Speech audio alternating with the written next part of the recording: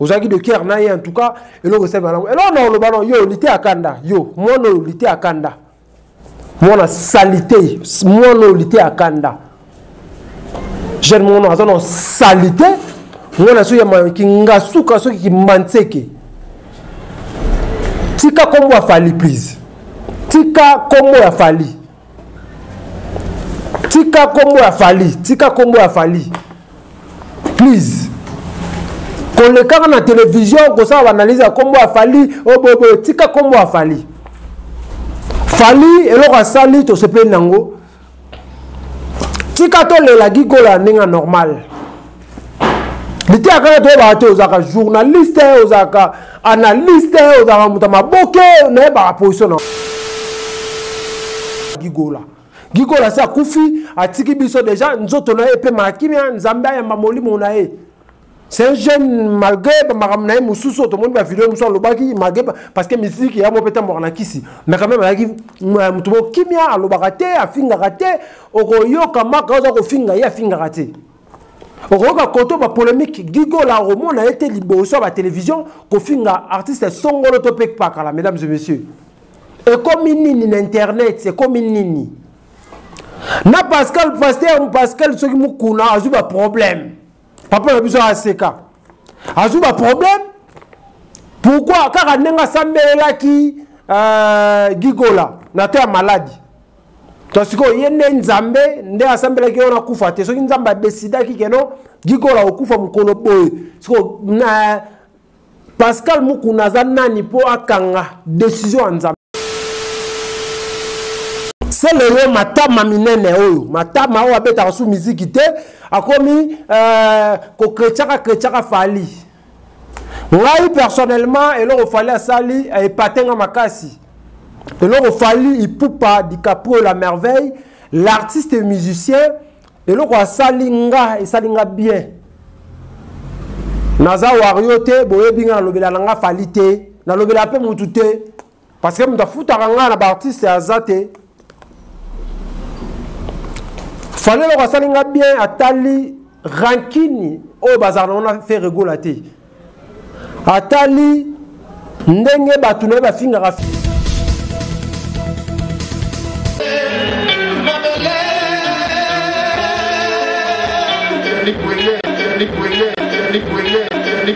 non ça donne la poste na mon mastana mo sala na émission trop yani wenge na la Yannick Wenga le kio mais il faut la lobara Yannick Wenge yonde makam. Voilà, mesdames, mesdemoiselles et messieurs, bonjour et bonsoir, ça dépend à l'heure à laquelle vous êtes en train de nous suivre à travers cette émission. Mesdames et messieurs, analyse valable avec votre humble serviteur Yannick Wenge, moto Atondi na kati na kibonzambe. Merci pour la confiance et fidélité. Télévision moko tala batu belé, internet moko batu botala rango et belé au wapi. Merci beaucoup na président Jagger depuis Cape Town, président Jagger depuis Cape Town. Merci beaucoup na Congo Ini toujours together Congo bomoko ndezo sala makambo kitoko. Merci beaucoup encore na Yannick Igwe, en tout cas Yannick Igwe ota okufela mama na ye, mama na to tika biso. Bah, Kunda qui est déjà lobby en tout cas. Maintenant, pensant qu'il y a à Johannesburg avec Impact, na idéologie. Merci beaucoup la présence à Mohamed Moleka, le seigneur de la ville, président. Merci beaucoup na Obet Nzaou, la présence à Bino Saraki. En tout cas, Kitoko Makasi, Bozaki Bele Selenge. Merci beaucoup, Bozaki vraiment. Et bien, qu'on assiste Yannick Igwe na matanga ya mama na ye. Mesdames, mesdemoiselles et messieurs, lelo to obeta li solo kaka. Ya matanga ya gigola o ça qui vraiment passi to l'accès no ba image to sola ki sur yango ndeko na biso gigola l'artiste musicien digital atika ki biso to meka pe ko lobelango.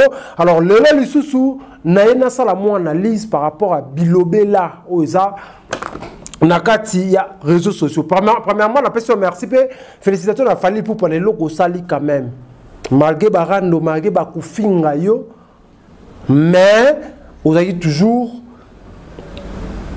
play ya ko souhaiter mes condoléances à Ndegonao Hervé Goul. En tout cas, personnellement, il fallait salinga kamusinga makasi. Nga vraiment et kamusinga nandima kinote, na comprendre que non ba fan club ba bilanda ngulu botika ba polémique ezanga tina polémique atangwa kala ya jibe na wera ezaki normal oya lelo ekoma ki ma bimisa photo ezanga tina ba montage ezanga tina ba bilobela na internet ezanga tina. Mesdames, Mesdemoiselles et Messieurs, en tout cas merci beaucoup à toi Fally Ipupa, l'artiste na biso congolais Fally Ipupa na eloko yo sali moninga na yo ndeko na wazala matanga pe o souhaiter ye ozaki de cœur na ye. En tout cas eloko sema na elo na lo bano yo lité akanda yo mono lité akanda mona salité mono lité akanda jeune mono azono salité mona so ya kinga suka so ki manseke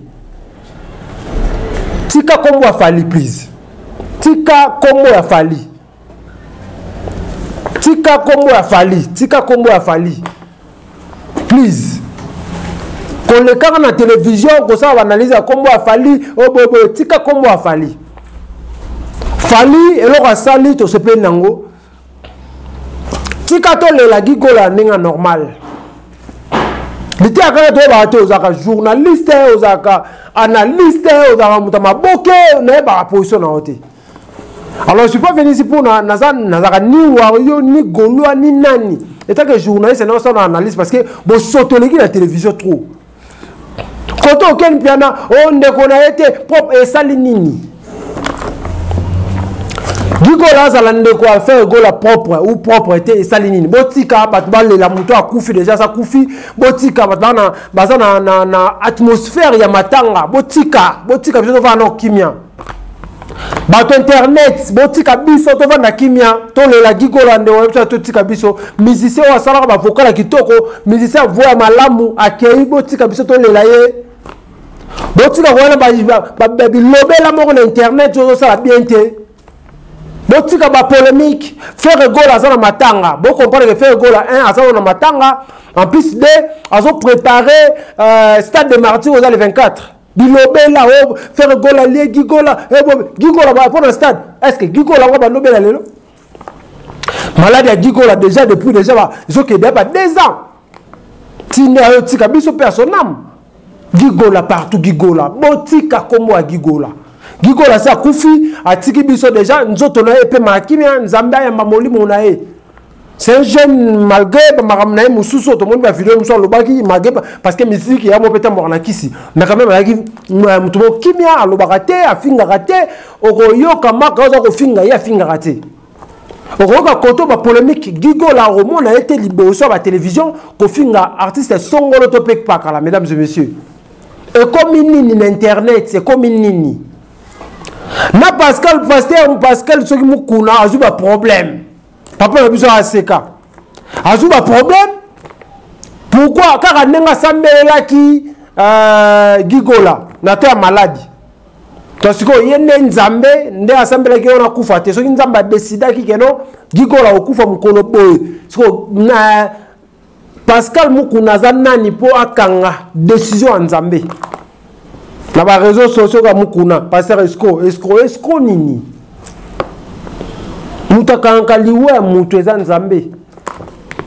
Mesdames et messieurs, ba wario ba gola botika nanu ba polémique la bino pour l'instant faire gola Gigola zala ndeko na ye ou pas azana quand même choqué et take akufa no musicien ya liboso aza choqué et take akufeli petit frère naye azala papa moko ou maman moko ou tata ekufeli tata za cousin na mazaka ndeko naye aza quand même na pasi. Merci beaucoup na artiste oyo boyaki ko rendre visite et pas faire rigola lobby en tout cas et ça qui bien bana wenge. Merci beaucoup à toi Rio tomonaki babindombe tomoni c'est le petit cas polémique please c'est le petit cas polémique c'est le beta musique tika polémique tina matanga ba crête mo bozanga tina c'est le ozoluka c'est le lukanini nous pèse le yo ko sa musique to ko mono porte-parole ko fingera Fally partout au kende ba tuno miko ko fingi Fally. C'est pas normal mesdames et messieurs. C'est le matama minene oyo matama o abeta sous musique te akomi ko kretiaka Fally. Moi personnellement et là il fallait sali et patenga makasi Et là, il fallait, il peut pas DiCaprio la merveille, l'artiste et musicien, et là, il salinga et salinga bien. Naza wariote, boye binga lobela langa falite, na lobela pe mutute, parce que m'ta fouta ranga na artiste azate. Fallait le salinga bien atali rankini, oh bazar on a fait rigolater. Atali ndenge batune ba finga ka faire rigolater na ndenge ba ta faire ba finga ka pede atali yangote. Parce que to mi constater to yebi yango ba finga ka fali bongo. Quand même, à moins que disparition ya mutu parfois bano yemba mutu na loba na émission on atala gigo loba fali pour pas vie nanga grand frère atali moi relaxation wana atali take être humain take artiste musicien o ba kufeli moko ya artiste musicien fali pour pas atali en côté quand même à souhaiter faire rigola ba condoléances en tout cas. Merci Fali, comportement et lequel il a fait rigola. Il a fait rigola tant que et ça lui est bien. Je crois à Robin Abatouné Misusu, à ce moment où Karoufinga Fali. Fali a mon thème à Batu. Fali a mon thème à Malamu, mesdames et messieurs. Parce que à ta fait rigola, ce qu'il fallait couper là qui fait rigola au Salamouté. N'enga n'a pas fait rigola. Ndenge na yebi Hervé Gola soki Fali nde akufelaki faire alingaka salango te. Mesdames et messieurs, en tout cas Fali continue bongo olakisi motema malamu ke ozakana na problème ya faire été. Misu bakaso bimi yuma na ba chroniqueur misusu ba malanda ngulu ba mona loko bimi yuma. Or que bimi yumate. Pourquoi bino ba chroniqueur bolingi ba artiste na biso ba kana ba poto. Pourquoi bino ba to internet bozo le ganter bolingi ba artiste et musicien na biso bazala kana ba koswa na ba mbriema entre bango mesdames et messieurs. Yo lité akanda. Jo chama ko la Johannesburg ba ko beta yo. Lité akanda. Mais on chama ko na fui d'ici ah jour li ya kanda yo chama ko na fui d'ici okobeta maloko la mbwa loko la pitbull parce que bilobela tika kombo ya Fali kimia tika o matanga wana za matanga ya yo obo ya batu ba yate c'est ça normal mais batu mitu baby l'internet il te akanda yo za normal ya ko interdire bato Fali ba matanga te. C'est matanga ba pesa mu invitation. C'est matanga ba yebisa mutu yaka to ko yate. Tala ndenge confusion kota mon internet. Tala ndenge confusion. Oyo kata sonité. Famille pauvre, famille passe, le lugar ba problème. So ba kanyo komi olela. Lité akanda famille passe, lité akanda famille pauvre. Bilamba salité sola mapeka. Sola munoko lité akanda aye awabe non solo ko mutoti bandundu tika via Fali kimia tika balela gigola na kimia lité akanda yako bendo matoi tika balela gigola na kimia tika konekana me mission bilobele zanga tina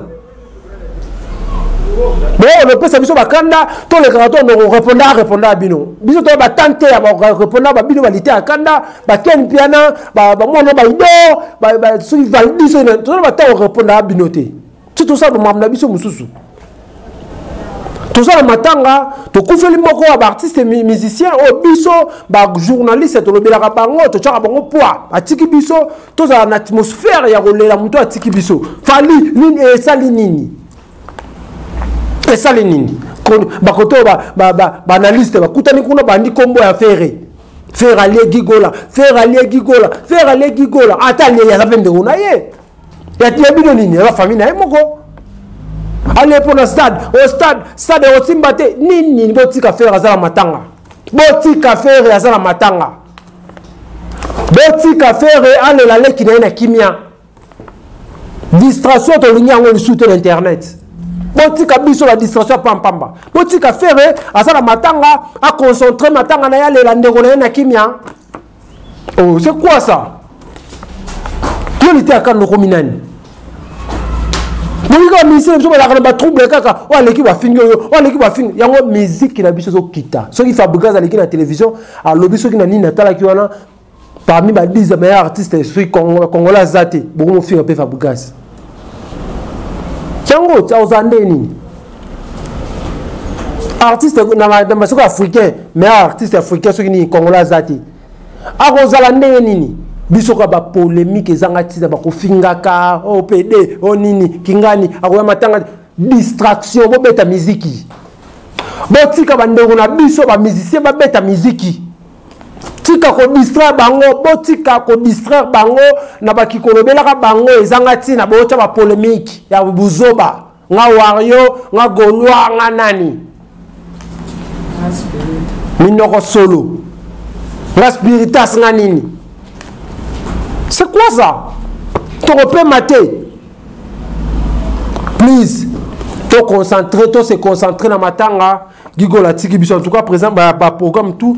Tu peux sabino. En tout cas, merci beaucoup na baboué na biso. Merci de vous belé, la biso. En tout cas, là Wenge Mobimba, on est du cœur avec vous. Nenge. Boya Kilobi ko assister faire rigolo là. En tout cas, ça va qui bien. Donc, ça va qui bien. Très le fait l'absolu ensemble. Bengata faire rigolo là. Yebisaye. Ça il fallait ça les pas faire et ça la bien. Merci beaucoup. Dans le retour, puis Roger Ubou n'a savement de cœur na faire rigolo en tout cas. Merci de partir c'est tout. Bon les cabot à la rendez-vous na bino. Na minute on na ça ba prom azana na Cameroun ya passi na minute totalement ma bêté. O afinga ki azara orgueil o dynastie to tonga pas. C'est le tika polémique comme tu porte parole à matanga. C'est le comme porte-parole et matin à faire. Bouzoba. Merci beaucoup, mesdames, mesdemoiselles et messieurs, amis fidèles téléspectateurs de la 3 fois W.Kin France Télévision. Meilleur canal, meilleure chaîne au Kangi, Afrique du Sud, monde entier, Baolo Kin France Télévision.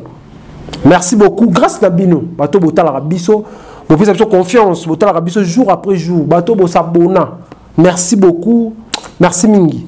On peut s'abonner, ça pas c'était na siwana ba komi s'abonner o cliquer wana bangonga misa to obima o cliquer na ngonga liboso na ngonga notification ba vidéo tout ton okota ou ba no mona on peut oza déjà abonner la chaîne na biso boko même sur la Facebook Kin France Yannick Wenge te numéro na biso ngwa boko benga biso boza na concert au pesa biso boza na besoin de marketing ya ba salon na bino ba hôtel nyonso boza na propagande tout o boza na posa eza visibiliser en tout cas bro benga biso toza na pemene toza partout na monde entier pona ko accompagner ba activité na bino eza visible na miso ya bato parce que Kin France Télévision est côté partout na ba Canada Europe.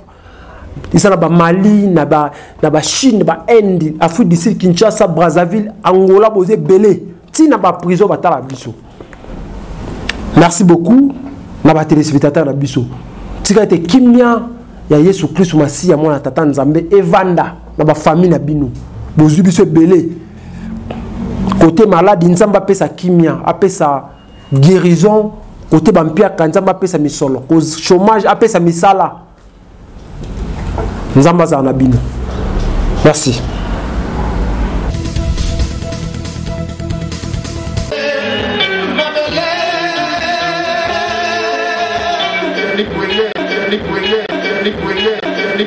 Nous avons la poste à mon master Mobo Salane émission trop bien. Yannick Wenge. Wenge. Yannick Wenge le qui il faut la Yannick Wenge yonde makamu.